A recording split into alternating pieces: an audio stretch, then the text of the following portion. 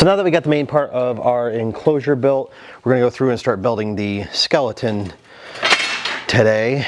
I bought this 1/2-inch square tubing that should make it plenty sturdy enough to weld everything together and make this thing a little bit more rigid, because the 16 gauge did not make it rigid enough, so I don't like that. I'm Zach Leber, this is the Laboratory. Let's get to work.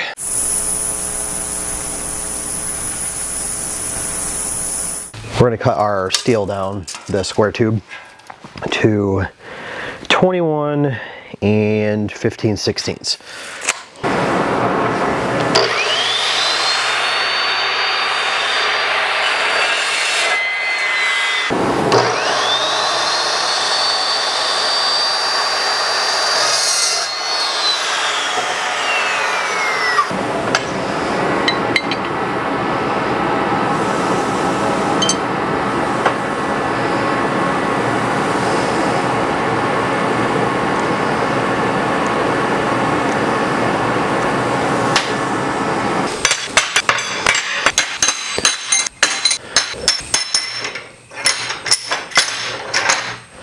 Now we're going to clean all our steel and get it ready to weld. We're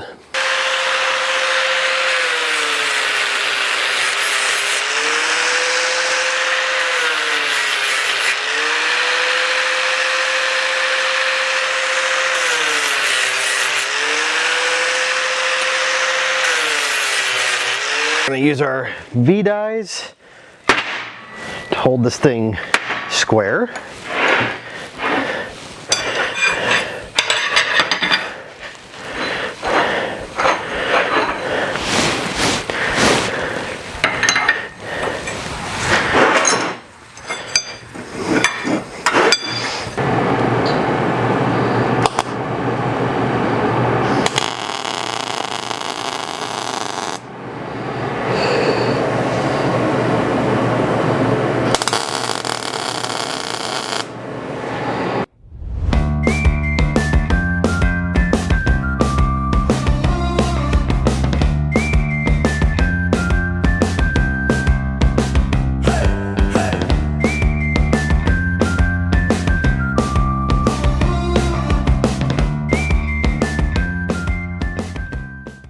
Okay, so now that we have our exterior skeleton areas done, we're going to start making our posts, start closing this in.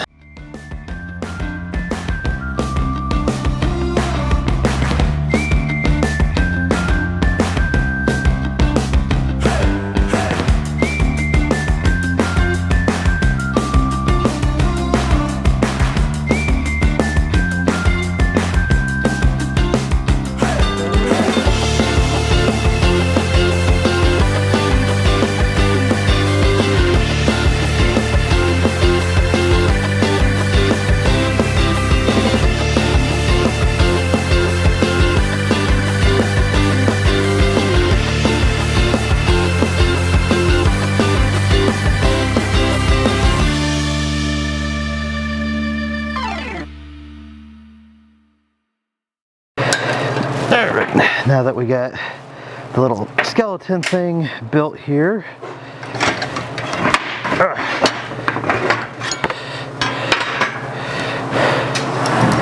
this stuff out of the way.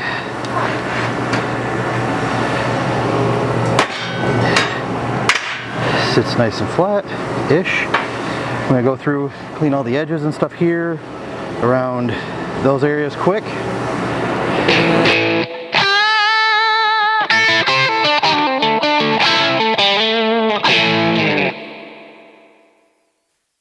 Okay, now that we have our little skeleton made, we're going to go through and just kind of clean up these tack welds a little bit. Nothing crazy.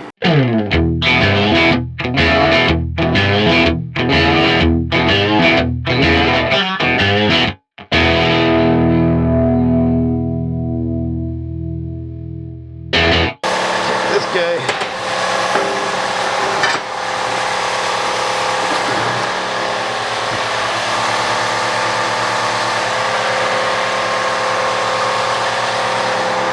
I want to see if it fits there. Come on.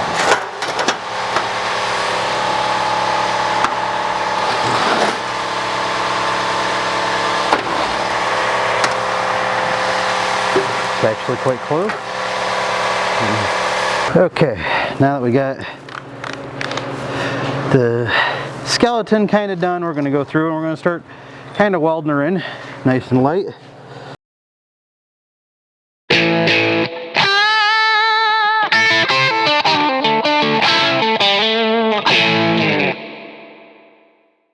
Okay, so now that we have the skeleton all welded in, we need to go through and we're going to clean up our edge all the way around so it matches the skeleton itself.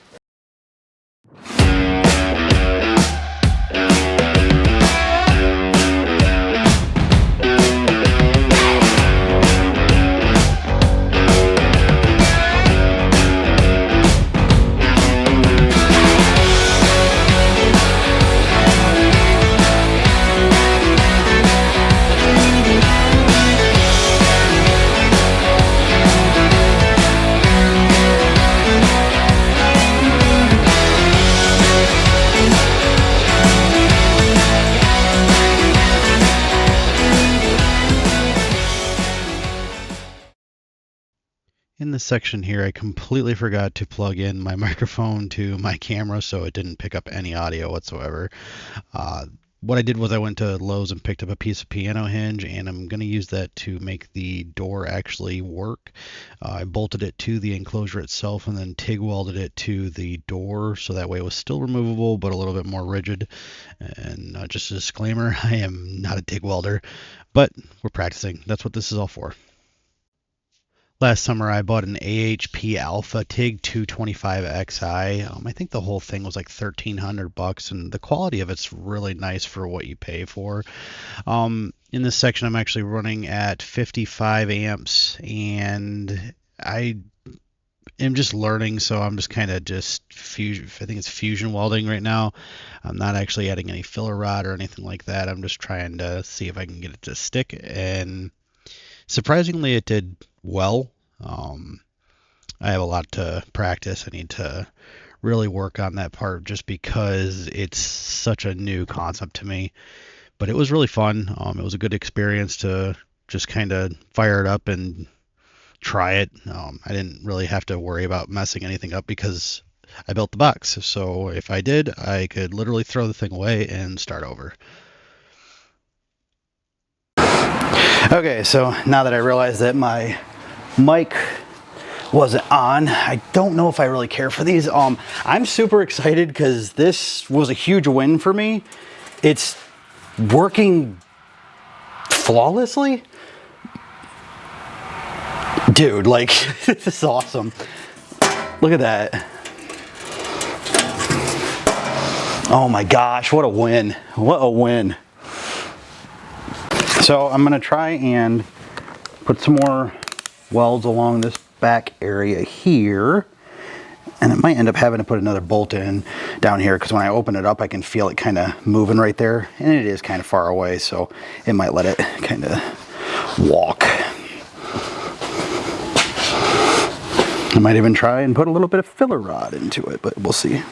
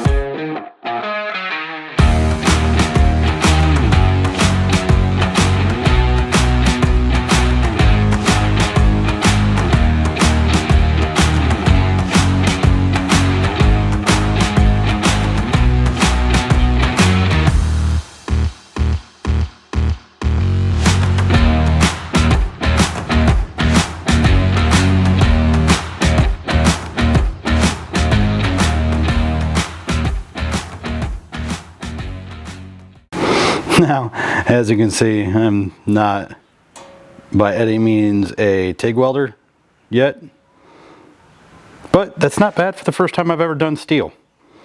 So what we'll do now is we're going to go through and we're going to cut a little bit of this off. I think I'll do that probably another day. I'm gonna probably use my nipper to get it off, or I can't even think what it's called right now. Should be pretty easy. I just think it's time to start putting the electronics inside just to see how it goes together. Oh, that works so good. Yeah, I am just over the moon about it. I don't even say stuff like that, so obviously like I'm really excited.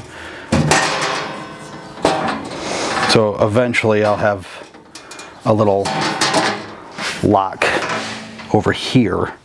This should make it a lot easier.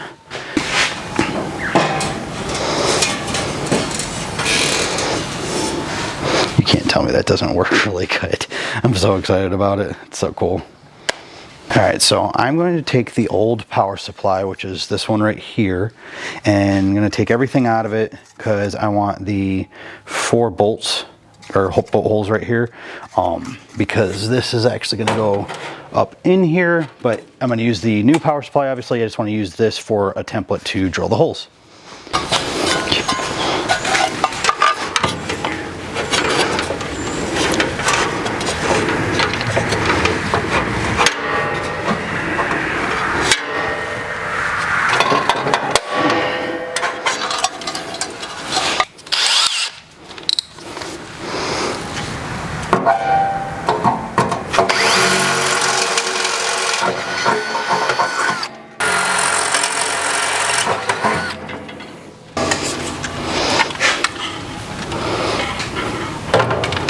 This is going to be impossible.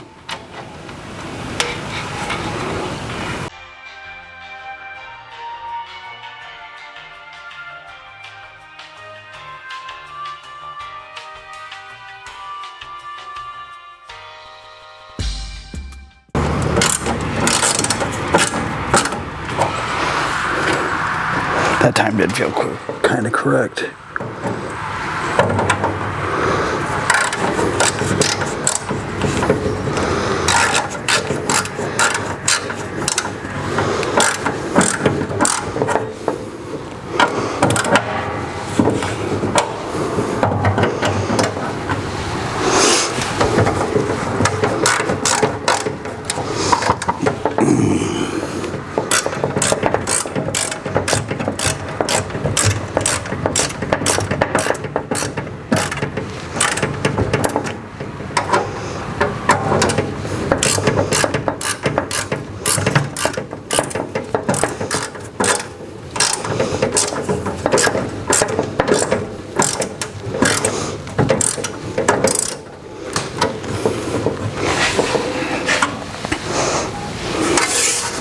Okay, power supply's in.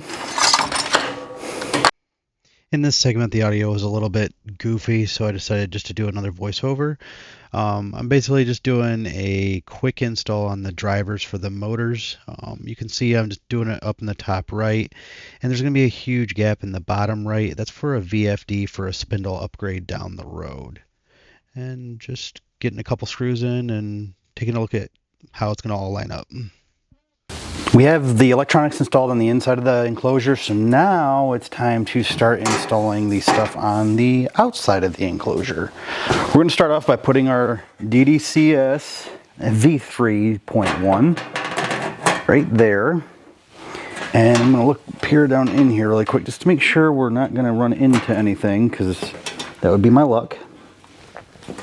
But it looks like everything's kind of matched up perfectly and really well. So I think I'll just get some screws and run some machine screws, and then run them through here. And yeah, that's gonna be a pretty simple install, I'd say.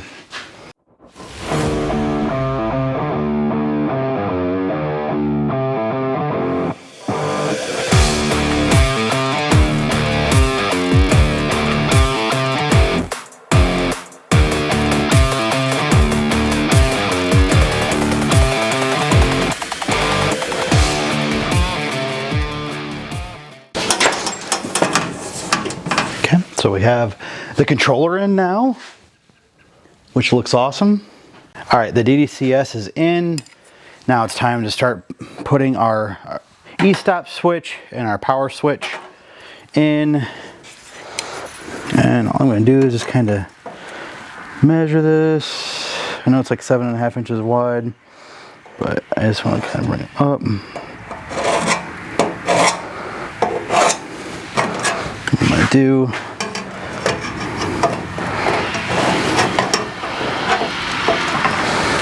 I'm going to come up 1.5 inches here, each side. 1.5 inches. I want them to be at the same spot on both sides. But far enough from each other so I don't accidentally trip that E-stop button.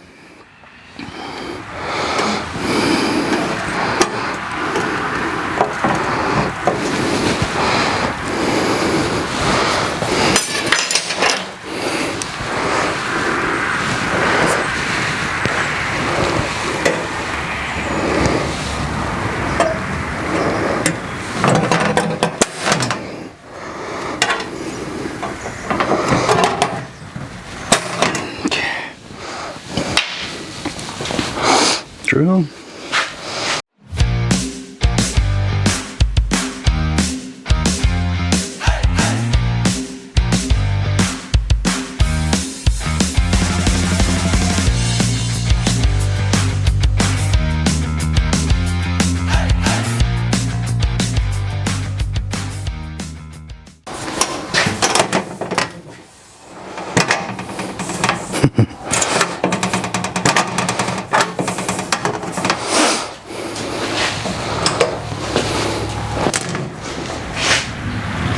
I think it's finished.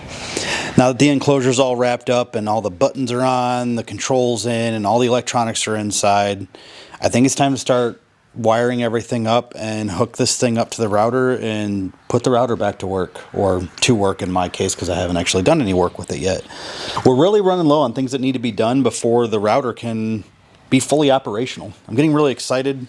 This thing came out way better than I expected.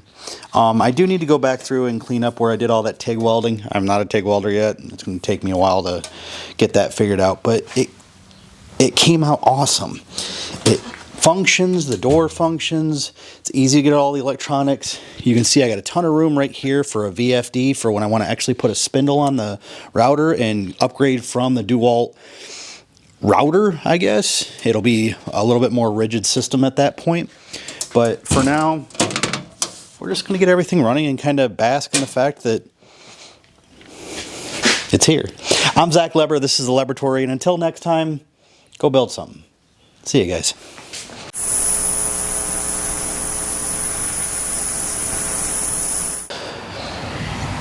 We're really running low on things to do before the router can be operating. We're really running low on things to do before the router can be. We're really running low on things that need to be done.